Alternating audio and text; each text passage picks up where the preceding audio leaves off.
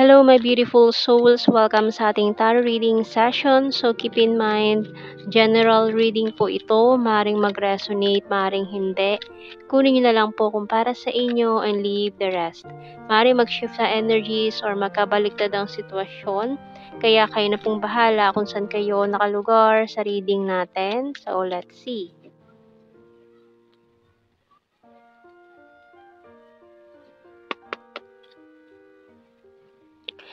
Whoa, we have here the Seven of Wands, the Queen of Wands, and the Tower.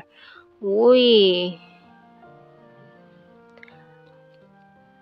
may mga hindi na naman magandang pangyayari na nangyari na naman dito.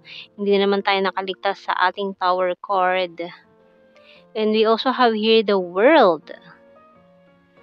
Three of Cups. Two of Cups. Wow.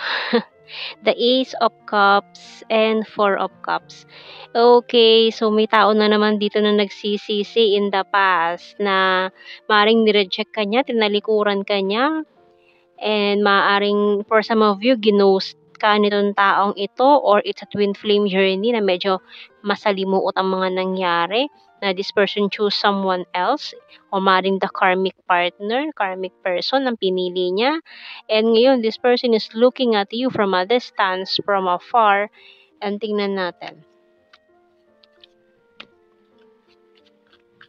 Tingnan natin signs and symbol card. So, maaari kasing nabulagan siya dahil sa karmic cycle na yun ang pinili niya, karmic partner, and ngayon parang gumuho lahat yung mga pundasyon na binuo niya noon.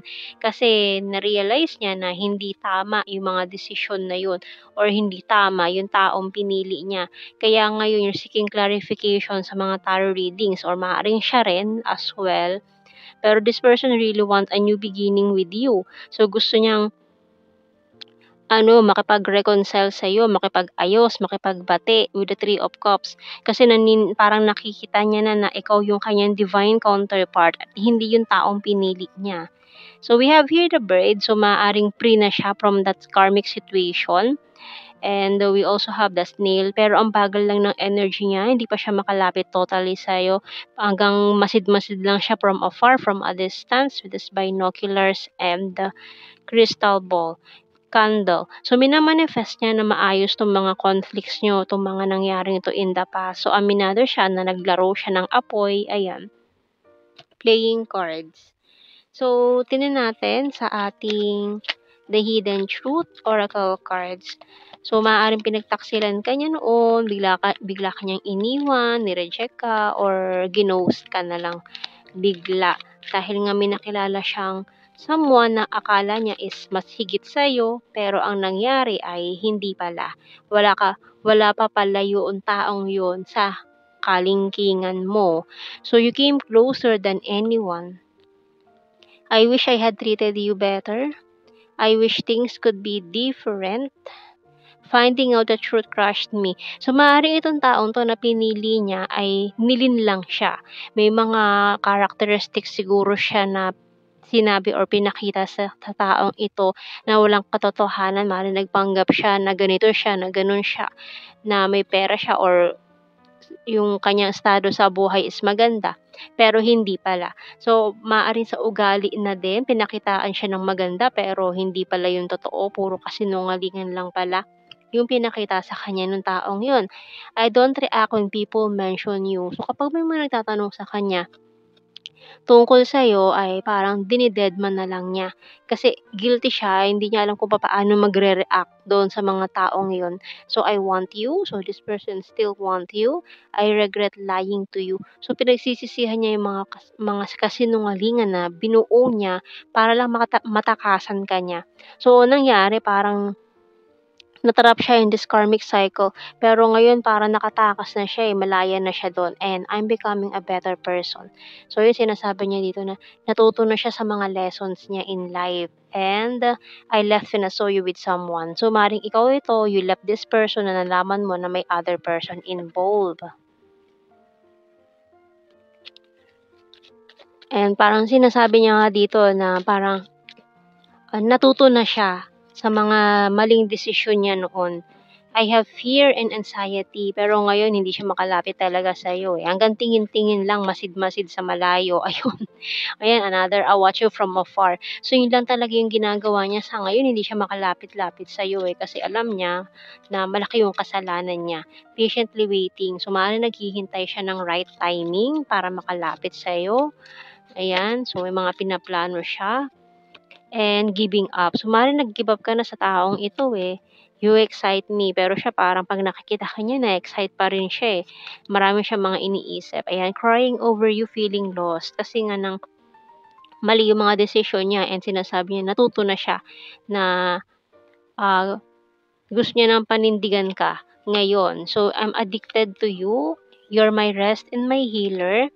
Honesty is the best policy and the struggle is real. So, the struggle is real na magkahiwalay kayong dalawa, na hindi siya makalapit sa'yo, and I can't decide. Maring ikaw 'to, undecided ka pa about this person, kasi siyempre mahirap na ulit magtiwala sa mga ganitong klase ng tao na sinira na yung tiwala mo. So, tingnan natin sa ating initials. Meron tayo ditong letter P, C, K, G, U, A, E. Ayan ang ating mga initial. H, ang bottom card. And tingnan naman natin sa messages ng ating archangels. So we have here, crystal clear intentions by Archangel Michael. Be clear about what you desire and focus upon it with unwavering faith. So sinasabi niya dito na hindi masama yung intention niya sa'yo. No? So, very clear daw yung intention niya at wala siyang intention na masama. Okay, so tingnan natin sa ating blue card. We have here separation, true love, and obsession. So, maaari talagang this person is obsessed with you, pero nagawa pa niyang maghanap ng iba. Wow. So, kaya nagkaroon ng separation. Or maaaring na-confuse lang talaga siya with you in that karmic cycle or karmic partner na pinili niya. Okay? So, ngayon parang naunawaan na niya na mali talaga yung nagawa niya and gusto niyang bumawi at makipag-ayos. So, tingnan natin sa ating general signs and the messages. Air sign, Gemini, Libra, Aquarius. So, another Libra. Mindanao, long distance. So, kaya this person is watching you from afar kasi you're in a long distance with this person. So, we also have here attractive, talented, August, travel. So, ngayon magta-travel siya para lang makita ka. So, cold city. Ayan, we have here February, North PH, Luzon, Number 4, ayan, yung karmic partner niya. So, maaaring separated na talaga sila ni karmic. Water sign, Cancer, Scorpio, Pisces. June, Sagittarius, high expectations, and the amazing. Okay? So, ayan ang ating reading, my beautiful souls. Thank you for watching. Take care, and God bless. See you in our next reading, guys. Bye-bye.